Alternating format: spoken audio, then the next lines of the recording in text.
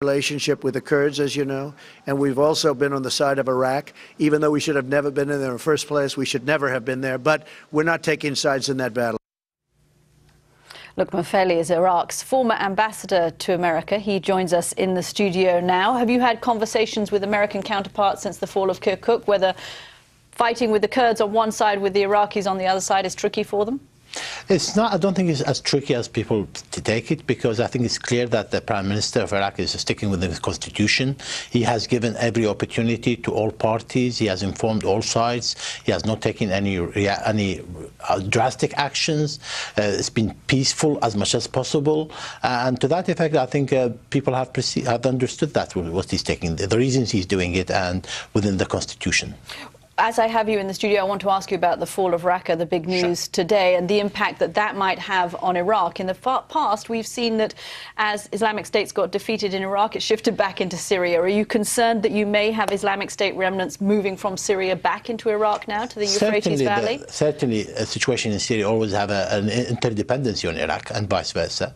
So to that effect, yes, we are concerned. But at the same time, I think Iraqis have made sure that they are controlling the military. Now they need to make sure that the security and the politics support that. So to us, yes, it's a concern, but I don't think it's an alarming concern. It's a good news, and it's an important chapter we have to go through. It's a painful process, but I think we are in control of that situation.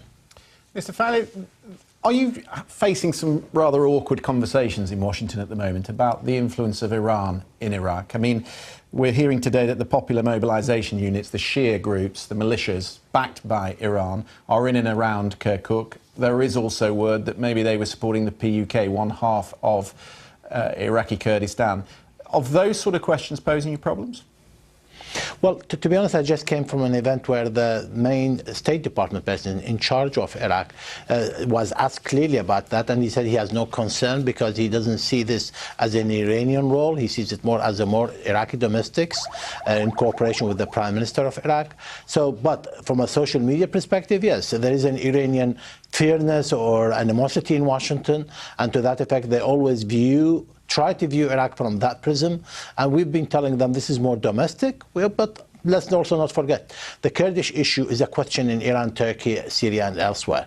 So it has a regional ramification, and we need to be considered, we need to take that into account seriously. As Islamic State start to disappear from the battlefield, you're back to the same old conundrum in Iraq, aren't you? What sort of a country are you going to be? How are you going to unite all these different groups? If you look at Kirkuk, it's a perfect example. You've got Arabs, Turkmen and Kurds all in one city. Certainly, the Kirkuk is a good acid test to what we can do together. Unfortunately, so far the short-termism has prevailed. We cleanse our country from ISIS. We need to make sure that the politics support that. We need to make sure that the international community also are aware of the priorities in the restoration, redevelopment, reconstruction of the areas.